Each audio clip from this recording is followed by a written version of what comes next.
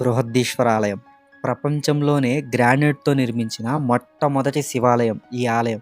తమిళనాడులోని తంజావూరులో ఉంటుంది. తంజావూరు నగరాన్ని తమిళనాడు యొక్క ధాన్యపు గిన్నె అని కూడా పిలుస్తారు. ఈ నగరాన్ని దేవాలయాల నగరం అని కూడా పిలుస్తారు. యునెస్కో ఈ ఆలయాన్ని ప్రపంచ వారసత్వ సంపదగా గుర్తించింది. ఈ ఆలయంలో ఉండే శివలింగం ప్రపంచంలోనే పూజలు అందుకుంటున్న అతిపెద్ద శివలింగాల్లో ఒకటి.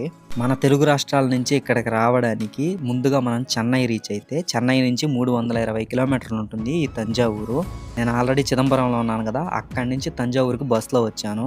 బస్ స్టాండ్ నుంచి జస్ట్ వాకబుల్ డిస్టెన్స్లోనే ఉంటుంది ఈ ఆలయం, నడుచుకుంటూ వచ్చేయచ్చు. ఈ ఆలయం గురించి చెప్పాలంటే 1010వ సంవత్సరంలో రాజరాజ చోళ ఈ ఆలయాన్ని నిర్మించాడు.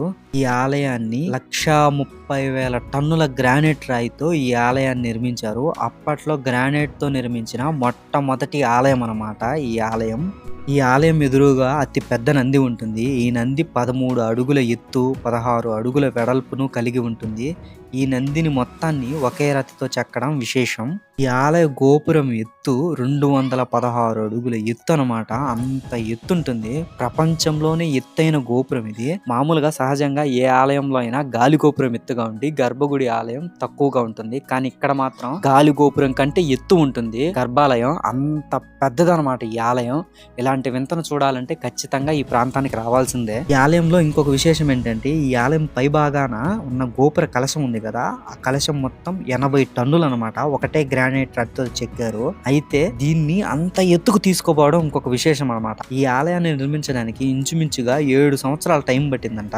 ఈ ఆలయంలో ప్రధాన దైవం శివుడు అయినప్పటికీ ఈ ఆలయాల గోడలపై సర్వదేవతల విగ్రహాలు ఉంటాయి. వాటిలో దక్షిణామూర్తి, సూర్యుడు, చంద్రుడు మరియు అష్టదిక్పాలకులైన ఇంద్రుడు, అగ్ని, యముడు. ఈ ఆలయాన్ని వాస్తు మరియు ఆగమ శాస్త్రాల ప్రకారం నిర్మించారు. ఈ ఆలయం మొత్తాన్ని, ఈ ఆలయాన్ని 13 అంతస్తుల ఎత్తు నిర్మించారు. భారతదేశంలో అతి పెద్ద శివలింగం ఉండేది ఇక్కడే, పూజలు అందుకుంటున్న శివలింగం. ఈ ఆలయంలో ఉన్న శివలింగం 3.7 మీటర్ల ఎత్తులో ఉంటుంది. ఇంకొక వింత ఏంటంటే, ఈ ఆలయం గోపురం మధ్యాహ్న సమయంలో నీడ కింద కనిపించదు అనమాట. అలా నిర్మించారు ఈ ఆలయాన్ని. వాస్తు శిల్పకళ ఒట్టిపడేలా నిర్మించారు ఈ ఆలయాన్ని. చోళరాజుల రాజధాని అనమాట ఈ తంజావూరు. అందువల్ల ఈ తంజావూరులో చాలా దేవాలయాలు నిర్మించారు. ఇక్కడ పక్కనే గంగైకొండ చోళాపురం అని ఒక ఊరు ఉంటుంది. అక్కడ కూడా బృహదీశ్వర ఆలయం లాంటిదే ఒకటి ఉంటుంది అనమాట. రాజరాజ చోళుడు కుమారుడు నిర్మించాడు ఆ ఆలయాన్ని. ఇక్కడికి ఎవరైనా వస్తే ఆ ప్రాంతాన్ని కూడా దర్శనం చేసుకోవచ్చు. ఇది ఈ వీడియో.